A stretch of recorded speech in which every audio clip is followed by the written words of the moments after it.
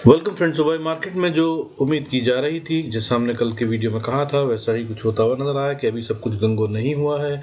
Market में reversal आता हुआ नजर आया। हालांकि अगर मार्केट में बात करें तो ट्रंप के जीत से काफ़ी सारी उम्मीदें जागी हैं। हाउएवर डेटा अभी कहीं से कहीं तक पॉजिटिव नहीं हुआ है। मार्केट में आज खासी कमजोरी दिख रही है। पैसा नहीं लगा है सिर्फ इसलिए हुआ है। हालांकि बहुत कुछ नहीं बदला है, सिर्फ एक बात बदली है, वो ये कि DIs ने अपने आप को रोका है। बाकी सब कुछ लगभग वैसा ही है, लेकिन उसका इम्पैक्ट इतना खतरनाक है मार्केट पे कि अगर वो ऐसे ही रहते हैं तो आने वाले समय में और दिक्कत हो सकती है। अभी डेटा के साथ समझेंगे कि क्या है आज जो मार्केट में हुआ और क्या है जो कल हो सकता है और क्या होंगे इंपॉर्टेंट लेवल जिनके ऊपर हम कल काम कर सकते हैं। आइए शुरू करते हैं आज का video. Before we do that, I request to go to the disclaimer as per SEBI norm. जरूरत हो तो वीडियो को पॉज कर पढ़ें। देखिए, आज एडवांस डिक्लाइन रेशियो की अगर हम बात करें तो खासी कमजोरी दिख रही है। सेंसेक्स की अगर हम बात करें, जो कि 30 शेयरों का इंडेक्स है, तो उसमें 30 में से 2 शेयर ग्रीन में बंद हुए हैं और 28 शेयर रेड में। और निफ्टी 50 जो 50 शेयरों का इंडेक्स है, उसमें 50 में से 40 शेयर रेड में और 10 शेयर ग्रीन में बंद हुए हैं। बैंक निफ्टी जो कि 12 शेयरों का इंडेक्स है, उसमें सिर्फ 3 शेयर ग्रीन में और 9 शेयर रेड में बंद हुए हैं।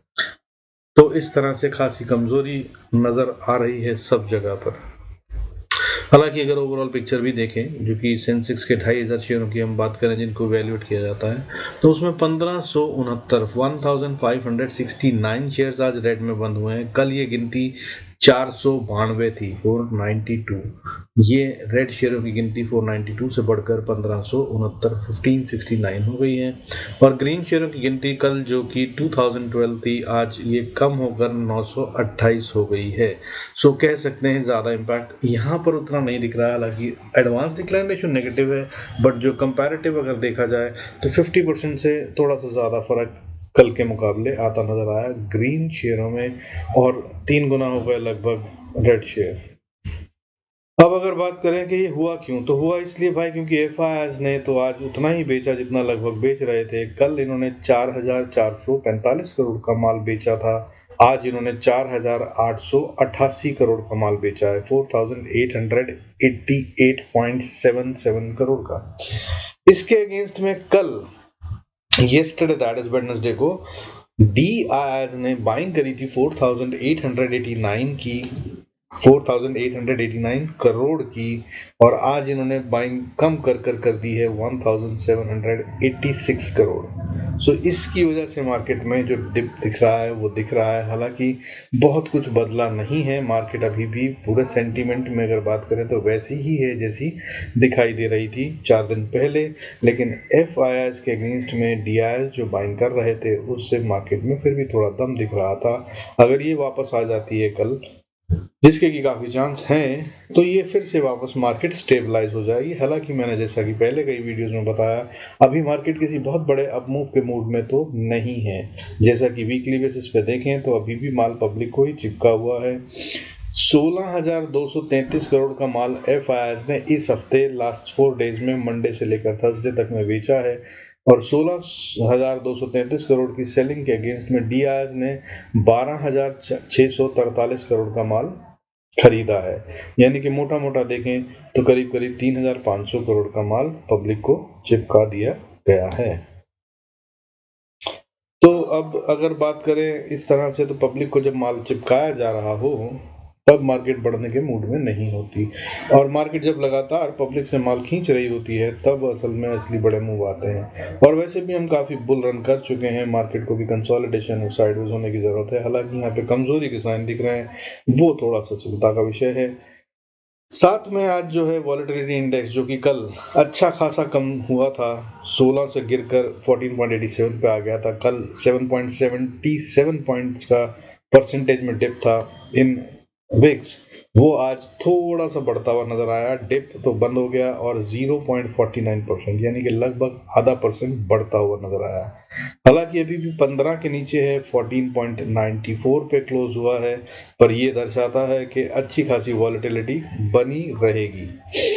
अब इस तरह से जो कुछ मार्केट में हुआ, इससे निफ्टी 24,199 पे क्लोज हुआ है और अभी भी इंपॉर्टेंट लेवल्स को तो ये बनाए हुए है, 24,000 के नीचे ना जाए जब तक, जो कि वैसे मैंने कल जो बताया था आपको इंपॉर्टेंट लेवल अब आने वाले समय के लिए 23,850 या ऊपर में 24,850, ये हैं दो लेवल जिनके बीच में मार्केट अगर घूमती रहती है तो भी बहुत चिंता का विषय नहीं है। लेकिन अगर इनमें से किसी लेवल को तोड़ती है तब आएगा असली गेम, नया वाला, जो कि मार्केट में कुछ और हलचल दिखाएगा। और साथ ही दूसरी बात ये जो बता रहा हूं मैं आपको, फिर आज बता रहा हूं कि अभी बाइंग में बहुत सावधान रहिएगा। इस समय पे माल चिपकाया जा रहा है, सो बहुत से शेयर ऐसे होंगे जो आज बहुत ज्यादा बढ़ते हुए नजर आएंगे और कल गिरते हुए नजर आएंगे। यही जो मोड होता है, इसमें ट्रैपिंग किया जाता है रिटेल को और माल चिपका दिया जाता है। इसे स्ट्रैटेजी कहते हैं पंप एंड डंप। सो अभी कुछ इस तरह का चल रहा है और ये होता है सेक्टोरल शिफ्ट के तहत में, जो कि अभी चालू है मार्केट में। और 2 दिन में बैंक निफ्टी ने लगभग 1100 पॉइंट का गेन किया था, 992 पॉइंट ट्यूसडे को और 110 पॉइंट वेडनेसडे को, और आज थर्सडे को इसने 400 पॉइंट शेड कर दिए हैं। तो कह सकते हैं कि लगभग 40% या 35% का गेन जो इसने लिया था वो इसने छोड़ दिया है। हालांकि अगर निफ्टी की बात करें तो निफ्टी पहले 309 पॉइंट गिरा, फिर 217 और 270 पॉइंट उठा, यानी कि बहुत ज़्यादा गेन नहीं दिया था इसने, लेकिन इसने आज शेड करे हैं 284 पॉइंट। सो इसकी जो बढ़त है वो ऑलमोस्ट फिजल आउट होती हुई नजर आ रही है। और जो 2 दिन पहले अगर हम बात करें तो वहां पर जो फॉल आया था 309 पॉइंट का, हम अब लगभग उसके बराबर पहुंच गए हैं। हालांकि 24,000 का लेवल मेंटेन्ड है, सो ये एक अच्छा पॉइंट है। जब तक ये मेंटेन रहता है तब तक बहुत ज़्यादा चिंता का विषय नहीं है। बाकी लेवल्स पता है आपको, और जो नंबर्स हैं एफआईएस और डीआईएस के, ये कभी भी पलट सकते हैं। एक भी दिन अगर डीआईएस ने मोटी बाइंग करी, जो कि फ्राइडे को बहुत एक्सपेक्टेड होती है, या यूं कहूं कि फ्राइडे को इसका उल्टा भी हो सकता है। Friday is suppose to be a big game, और अब तो वैसे भी सेंसेक्स में बड़ा खेल है, सो उसकी वजह से ऐसा होता नजर आ रहा है। तो कल सावधान रहिएगा, कल के मूव्स बहुत बड़े होंगे या फिर बिल्कुल साइडवेज चली जाएगी मार्केट और सब कुछ ठंडा रहेगा। अब इंपॉर्टेंट लेवल्स क्या हैं जिन पे हमें ट्रेड करना है, तो फ्यूचर्स के लेवल बताता हूं, उनको नोट कर लीजिए। फ्यूचर के लेवल्स, अभी निफ्टी 50 का फ्यूचर 24,281 पे है और इसका बॉर्डर लाइन है 24,368, यानी कि अगर इसको बाय में आना है वापस बुल्स के कंट्रोल में, तो निफ्टी के फ्यूचर को 24,368 के ऊपर ट्रेड करना होगा। नहीं तो ये वो पॉइंट है जहां से नीचे वापस ये पलटता हुआ गिर सकता है। बैंक निफ्टी की बात करें तो अभी 52,175 पे क्लोज हुआ है और इसका बॉर्डर पॉइंट है 52,261। अगर इसको बुल्स के हाथ में आना है तो 52,261 के ऊपर ट्रेड करना होगा और सस्टेन करना होगा। मिड कैप निफ्टी फ्यूचर की बात करें तो अभी 12,619 पे है और इसे 12,650 को पार करना होगा। अगर ये करता है तभी ये बुल्स के कंट्रोल में आ रहा है, नहीं तो ये बीएस की ग्रिप में आ चुका है। फिर निफ्टी की बात करें तो 24,080 पे है अभी, और अगर इसको बुल्स के कंट्रोल में आना है तो इसको 24,105 के लेवल को पार करना होगा और सस्टेन करना होगा। उसके ऊपर ही ये बुल्स के हाथ में आता नजर आएगा। और कल गेम जो है वो काफी ट्वीकिंग हो सकती है। ट्वीकिंग मतलब कि ये दिखाएगी कुछ और करेगी कुछ, ऐसा हो सकता है। और फ्राइडे है, आमतौर पे बड़ा ही दिन होता है, लेकिन ये पूरा हफ्ता काफी वॉलेटाइल रहा है, सो इसका उल्टा भी हो सकता है कि मार्केट साइडवेज जाए। हालांकि साइडवेज जाने की बात करूं तो चांसेस बहुत कम हैं। अगर हम परसेंटेज में कैलकुलेट करके बात करें तो मेरे हिसाब से 30% चांसेस हैं कि मार्केट साइडवेज हो जाए, 70% चांसेस हैं कि बड़े बड़े मूव और आते हुए नजर आए। और उसके कारण सेक्टोरल अगर बात करें हम तो आज फिर से मेटल सेक्टर टॉप लूजर था, गिरता हुआ नजर आया, 2.73% टूट गया आज। इसके बाद फार्मा सेक्टर 1.72% और एनर्जी सेक्टर 1.45%, रियलिटी सेक्टर 1.43%। और अगर आप मेरे वीडियोस देखते हैं तो टॉप लूजिंग सेक्टर वो हैं जो कि असल में दमदार होने चाहिए, मेटल, फार्मा और एनर्जी। मैं अक्सर बताता रहा हूं, आज वीडियो को लंबा ना करते हुए सीधा आगे चलेंगे। बट बॉटम लाइन में सही जगह पे गिरावट नहीं है, ये गिरावट जो है प्लान्ड गेम है। अब अगर बढ़ने वाले सेक्टरों की बात करें तो भाई बढ़ने वाले सेक्टरों में आज कुछ भी नहीं था, लेकिन हाँ, बैंक के दो हिस्से होते हैं, एक पीएसयू बैंक और प्राइवेट बैंक। तो बैंकिंग सेक्टर में आज पीएसयू बैंक फ्लैट बंद हुए हैं, जिसमें कोई गिरावट नहीं है, ग्रीन में बंद होना मैनेज कर गए, कह सकते हैं 0.25 डेसिमल 25 पॉइंट्स का गेन है पीएसयू बैंक्स में। हालांकि अगर प्राइवेट बैंक्स की बात करें तो ये 0.91% गिरते हुए नजर आए। और अगर आज बात करें कि सबसे कम गिरने वाले सेक्टर कौन से थे, तो वो भाई मिड कैप सेलेक्ट था। मिड कैप में यानी कि अभी भी बाइंग है। बाकी इसके आगे का जो खेल है वो चार्ट्स पे देखते हैं, समझते हैं कल क्या कर सकते हैं। आइए शुरू करते हैं आज का चार्ट एनालिसिस, टेक्निकल एनालिसिस। तो भाई देखिए, जो टेक्निकल एनालिसिस की बात करें तो उसमें डेली चार्ट, डेली कैंडल कुछ इस तरह की बनी है कि भाई 20 moving average, simple moving average से टकरा कर ये वापस नीचे गिर रही है प्राइस, और जो कल की कैंडल थी ग्रीन वाली उसको एनगल्फ कर दिया है। और जो 2 दिन की बढ़त मिलाकर बनती है, अगर इस दोनों को एक कैंडल बना लिया जाए तो उसका 50% चला गया है। सो कमजोरी के साइन दिख रहे हैं। हालांकि अगर ये नीचे की तरफ आता है तो एक अच्छी सपोर्ट 23,900 या 850 बनती है। इसको ये नहीं तोड़ता तब तक फिर भी चांसेस हैं कि दोबारा से बाइंग आ जाएगी और हम ऊपर उठ जाएंगे। ये टेक्निकल्स के हिसाब से जो दिख रहा है वो ये दिख रहा है कि मार्केट जो है अभी, अगर आप जानते हैं बॉलिंजर बैंड को, तो बॉलिंजर बैंड के लोअर पार्ट में ये अभी मूव कर रहा है और उसी को बैंड बनाकर उसके अपर मिड बैंड को छूता है और नीचे गिर जाता है। यही करता हुआ नजर आ रहा है। हालांकि मुद्दे की बात यह है कि इस समय ये 20 मूविंग एवरेज से नीचे है, सो ये कमजोरी के साइन होते हैं। और जो डायरेक्शन है मार्केट की वो अभी भी नीचे की ही है, जैसा कि हमने कल भी एक्सपेक्ट किया था। ये अभी भी कहानी वही दिखा रहा है। अब अगर ट्रेड करना है तो हम कैसे कर सकते हैं, तो हम उसकी बात करते हैं। तो क्या है लेवल्स जो कि इंपॉर्टेंट होंगे कल के लिए। तो यार कल के लिए ना काफ़ी कॉम्प्लिकेटेड हो गया, पूरे हफ्ते की कहानी है, काफ़ी सारी लाइनें हो गई हैं, लेकिन आसान शब्दों में बताने की कोशिश करूंगा। 24,180 के नीचे अगर निफ्टी ट्रेड करता है, स्पॉट की बात हो रही है, तो ये सेल में है, बाय करने की कोशिश फिर ना करें तो अच्छा होगा मेरी समझ से। हाउएवर अगर ये यहाँ से नीचे जाता है तो ये दोबारा सपोर्ट पा सकता है 140 के पास। 140 से 130 का लेवल भी बहुत क्रिटिकल है। अब अगर ये यहाँ तक गिरकर वापस ऊपर चला जाए तो भी कोई दिक्कत नहीं है, लेकिन अब कल के लिए अगर इसने 24,130 या 125 का लेवल तोड़ा तो ये बहुत खतरनाक वाली बात होगी।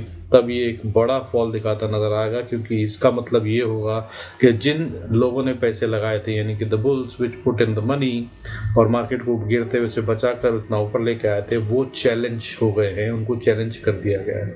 और अगर चैलेंज हो गया है तो पहले तो उनको पता होना चाहिए, तो वो चैलेंज होने नहीं देंगे, क्योंकि इतना पैसा लगाया तो थोड़ा और लगा के उठा सकते हैं।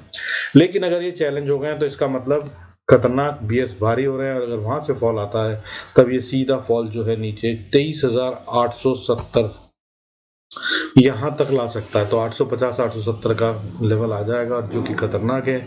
मैंने बताया इसके नीचे अगर क्लोजिंग होती है तो खतरनाक हो जाएगा। हालांकि अगर झटका मारे सेम डे में जाके वापस आना चाहे तो अगले लेवल्स हैं 23,810 और उसके बाद 23,762। ये यहाँ तक जा सकता है, यहाँ से फिर रिवर्सल ले सकता है।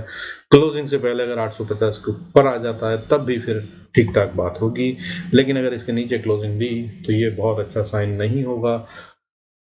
उसके आगे की बात जरूरत पड़ने पर अगले वीडियो में। अब अगर ऊपर जाना है तो भाई देखिए, जहां पे ये है वहां से ऊपर 24,230 स्ट्रॉन्ग एंड स्टिफ रेजिस्टेंस है। अभी कहाँ पे लगभग 200 पे है मान लीजिए, तो 230 पे स्टिफ रेजिस्टेंस है। आज एक्सपायरी थी, उसका खेल मैनेज होने के लिए था, तो हो सकता है तो फिर अब इसके ऊपर ही ट्रेड करना चाहिए।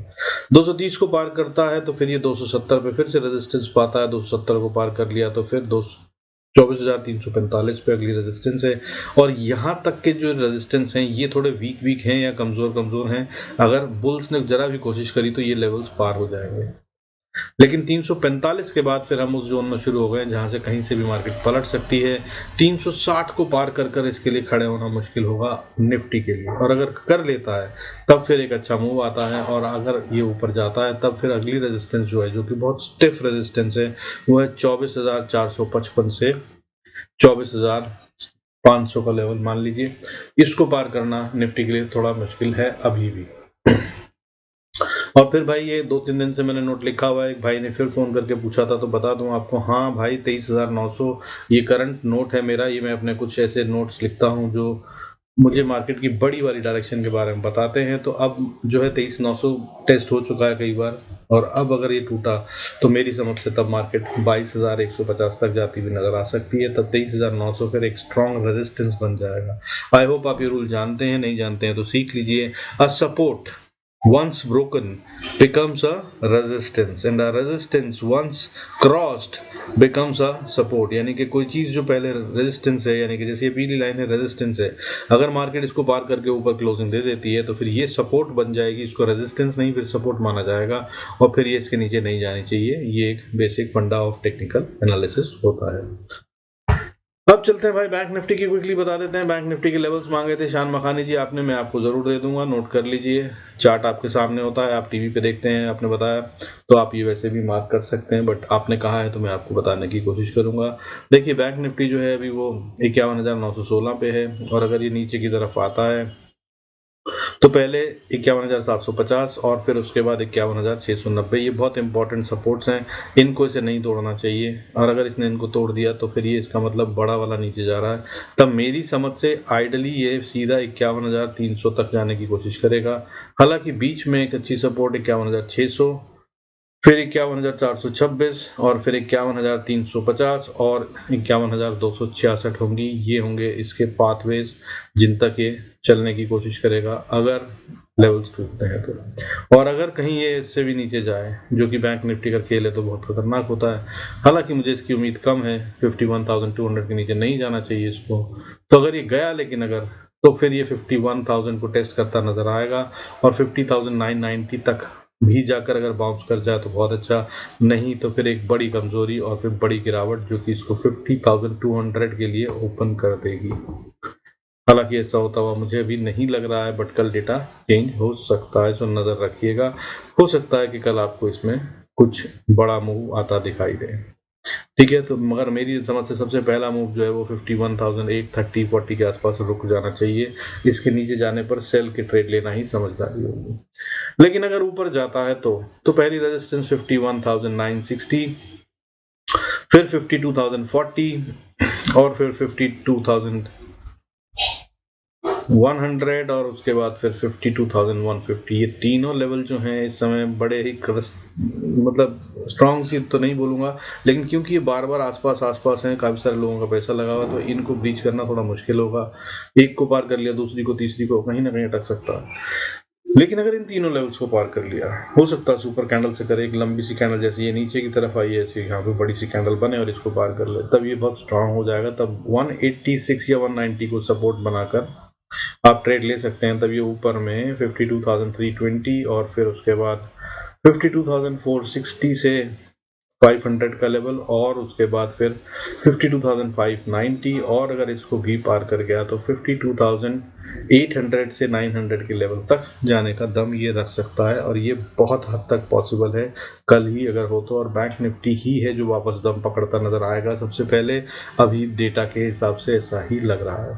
और अगर कहीं इसने इसको भी पार कर दिया 52,900 को, तब ये सीधा 53,800 के लिए ओपन हो जाता है, और उसके बाद फिर और 54,500 के लिए। सो ये होंगे लेवल्स जिनको आप चाहें तो ट्रेल करके इंजॉय कर सकते हैं अगर ऐसा कोई मूव आता है तो। और मार्केट बहुत इराटिक रहेगी, ये सारे मूव आ भी सकते हैं, और नीचे की तरफ जो बताया वो सब भी हो सकता है। So be very cautious and careful.